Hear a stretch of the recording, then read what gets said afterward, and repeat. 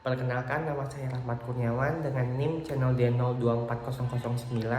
Pada video kali ini saya akan membahas atau mempresentasikan hasil dari tugas saya pada mata kuliah pajak penghasilan, pemotongan, dan pemungutan. Stay tune. Baiklah, di sini saya akan membahas tentang hasil tugas saya pada mata kuliah pajak penghasilan, pemotongan, dan pemungutan. Untuk judul materi sendiri, yakni judulnya adalah pemahaman jenis, sifat, dan mekanisme pemotongan pajak dalam perpajakan. Nah, dalam materi ini saya klasifikasi dalam 4 bagian agar teman-teman sekalian bisa dapat mudah dimengerti. Yang pertama, ada pengertian pemotongan pajak. Yang kedua, ada jenis pemotongan pajak. Yang ketiga, ada sifat pemotongan pajak. Dan yang terakhir, nanti ada mekanisme pemotongan pajak. Dalam 4 bagian ini, yang pertama akan saya bahas yaitu pengertian pemotongan pajak. Pengertian pemotongan pajak. Pemotongan pajak adalah mekanisme pemotongan pajak oleh pihak ketiga atau withholding agent yang ditunjuk oleh undang-undang, di mana pajak dipotong langsung dari penghasilan yang diterima oleh wajib pajak, kemudian menyetorkannya langsung ke kas negara. Menurut Ortax URG 2021, pemotongan dilakukan pada saat penghasilan dibayarkan, disediakan untuk dibayarkan, atau telah menjadi hak penerima penghasilan. Nah, kira-kira apa sih tujuan dari pemotongan pajak ini? Yang pertama, efisiensi penerimaan negara. Pajak bisa atau dapat dipungut lebih cepat dan tepat waktu. Yang kedua, mengurangi potensi penghindaran pajak karena sudah dipotong sebelum diterima penuh oleh wajib pajak. Yang ketiga, memudahkan wajib pajak atau tidak perlu menyetor sendiri sebagian jenis pajak tertentu. Lalu kita akan masuk ke bagian kedua, yakni jenis pemotongan pajak. Nah, kira-kira jenis-jenis pemotongan pajak yang ada di Indonesia itu apa aja sih? Jenis pemotongan pajak di Indonesia itu ada yang pertama, ada pemotongan pajak atau withholding. Yang kedua, ada pemungutan pajak atau withholding versus collection. Nah, yang akan kita bahas itu yang pertama, yaitu pemotongan pajak atau withholding. Pemotongan pajak atau withholding. Withholding tax adalah sistem pemungutan pajak di mana pemerintah mengharuskan pihak yang membayar penghasilan untuk melakukan pemotongan pajak dari penerima penghasilan dan menyetorkannya ke kas negara. Dalam sistem withholding tax, wewenang pemotongan tidak dilakukan oleh Fiskus atau Direktorat Jenderal Pajak maupun oleh wajib pajak sendiri, melainkan oleh pihak ketiga, misalkannya pemberi kerja atau entitas yang melakukan pembayaran. Withholding system adalah suatu sistem pemungutan pajak yang memberi wewenang kepada pihak ketiga. Pihak ketiga ini itu bukan fiskus ataupun wajib pajak yang bersangkutan. Nah, kira-kira apa aja sih jenis-jenis pemotongan pajak atau withholding? Yang pertama ada pasal PPh pasal 21, yang kedua ada PPh pasal 23, yang ketiga ada PPh pasal 26, yang keempat ada PPh final pasal 4 ayat 2, dan yang terakhir ada PPh pasal 5. Kita akan bahas satu-satu. Untuk yang pertama ada PPh pasal 21, yakni pemotongan atas penghasilan dari pekerjaan, jasa atau kegiatan yang dibayarkan kepada wajib pajak orang pribadi dalam negeri. Misalkannya gaji, honorarium. Terus PPh pasal 23, pemotongan atas penghasilan berupa dividen, bunga, royalti, sewa, hadiah, dan jasa tertentu yang dibayarkan kepada wajib pajak, badan dalam negeri, atau bentuk usaha tetap atau BUT. Yang ketiga ada PPh pasal 26, yakni pemotongan atas penghasilan yang dibayarkan kepada wajib pajak luar negeri. Contohnya dividen, bunga, royalti, hadiah, dan penghasilan lainnya. Yang keempat ada PPh final pasal ayat 2 yaitu pemotongan atas penghasilan yang dibayarkan kepada wajib pajak luar negeri. Contohnya, dividen, bunga, royalti, hadiah, dan penghasilan lainnya. Dan yang terakhir ada PPh pasal 15, yakni pajak atas penghasilan yang dipotong berdasarkan norma atau tarif khusus bagi sektor tertentu, seperti pelayaran, penerbangan, baik dari dalam ataupun luar negeri, perusahaan pengembaraan minyak atau gas, dan sejenisnya. Lalu kita akan masuk pada bagian kedua, yakni pemungutan pajak withholding versus collection. Nah, apa sih pemungutan pajak withholding atau khusus collection ini?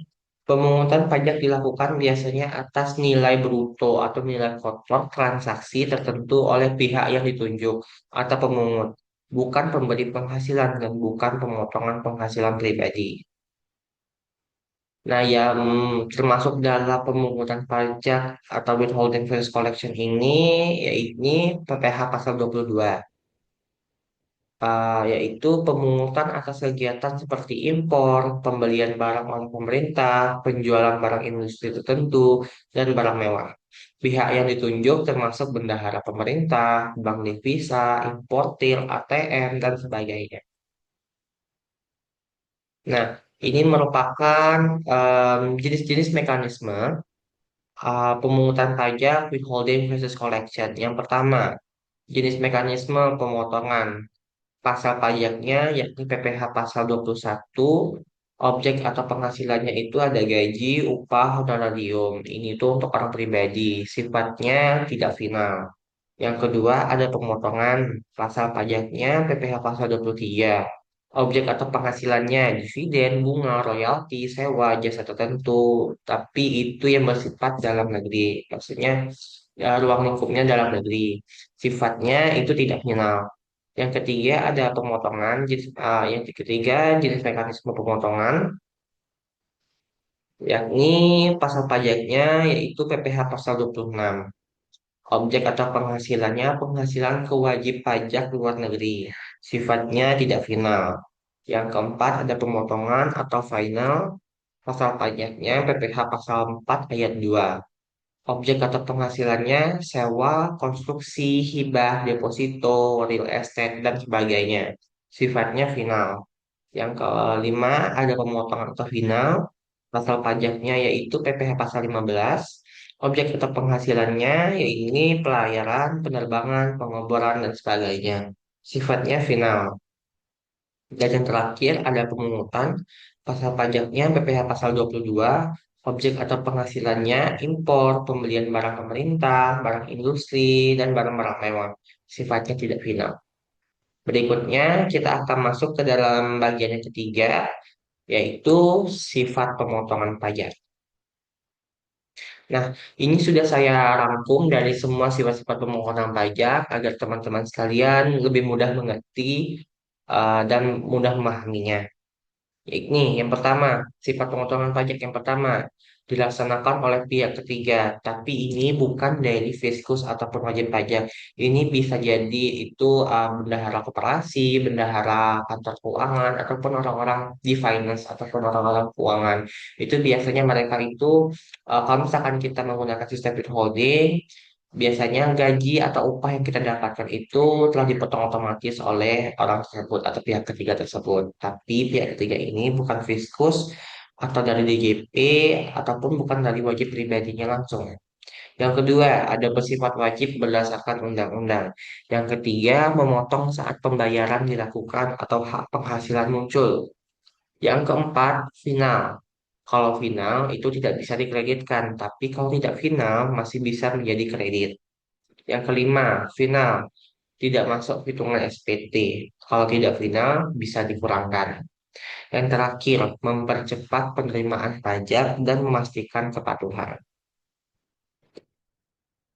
Lalu, untuk yang terakhir, bagian yang terakhir, yakni mekanisme pemotongan pajak. Nah, mekanisme pemotongan pajak ini yang pertama terjadinya transaksi atau penghasilan.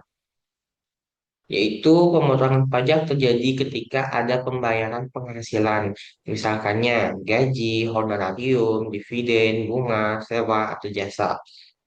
Saat penghasilan dibayarkan, tersedia untuk dibayar atau telah menjadi hak, maka kewajiban pemotongan muncul. Yang kedua, ada pemotongan pajak atau withholding agent melakukan pemotongan. Pihak pemberi penghasilan yang ditunjuk undang-undang atau pemberi kerja, bendahara, pemerintah, ataupun badan usaha wajib pajak memotong sebagian dari jumlah bruto atau penghasilan kotornya sesuai dengan tarif pajak yang berlaku. Yang ketiga, ada penerbitan bukti potong. Setelah melakukan pemotongan, pihak pemotong wajib membuat bukti potong sebagai tanda bahwa pajak sudah dipotong. Bukti ini kemudian diberikan kepada penerima penghasilan sekaligus dipakai sebagai dasar kredit pajak atau untuk pajak tidak finalnya. Yang keempat, ada penyetoran pajak ke kas negara. Pajak yang sudah dipotong wajib pajak disetorkan ke kas negara melalui bank persepsi atau pos paling lambat tanggal 10 bulan berikutnya setelah masa pajak berakhir. Yang kelima, pelaporan melalui SPT masa. Pemotong wajib melaporkan hasil pemotongan melalui SPT masa PPh sesuai pasalnya, yakni PPh pasal 21, 23, 26, 4 ayat 2, dan lain-lain. Batas waktu pelaporan adalah tanggal 20 bulan berikutnya setelah masa pajaknya berakhir.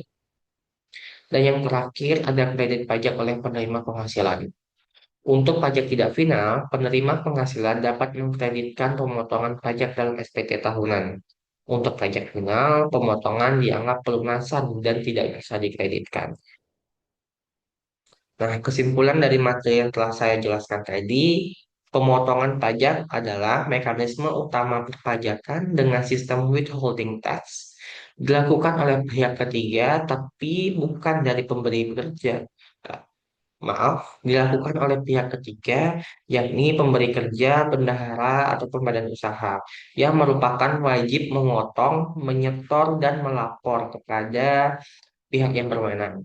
Jenis utamanya yaitu PPh pasal 21, 22, 23, 26, 15, dan PPh final 4 ayat 2.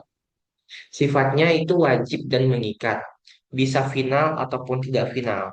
Tujuan dari pemotongan pajak adalah efisiensi penerimaan negara, mencegah penghindaran pajak, serta mempermudah kepatuhan wajib pajak. Selain itu, berfungsi juga sebagai instrumen fiskal dan administrasi dalam kerangka self-assessment system di Indonesia. Baiklah, mungkin jika ada yang ingin ditanyakan, teman-teman saya akan angkat tangan. Oke, baik. Sekian dulu hasil dari presentasi saya. Saya harap materi yang telah saya jabarkan tadi bisa bermanfaat bagi teman-teman sekalian dan dapat mudah dipahami. Saya akhiri dengan wassalamualaikum warahmatullahi wabarakatuh.